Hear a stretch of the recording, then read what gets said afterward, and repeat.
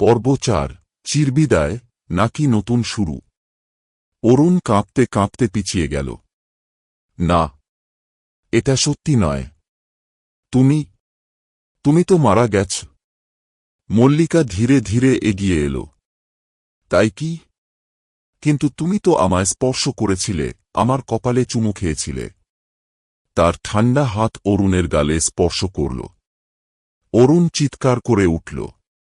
আয়নার দিকে তাকিয়ে দেখল নিজের প্রতিবিম্ব নেই।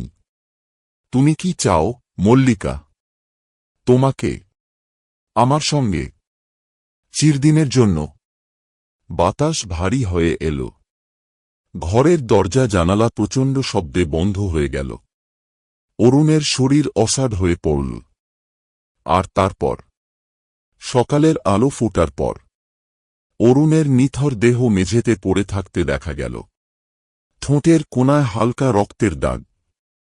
আর এক কোণে রাখা আয়নায় ধীরে ধীরে মিলিয়ে যেতে থাকা এক জোড়া গভীর চোখ। সেই চোখে এক শেষ চুম্বনের অভিশাপ।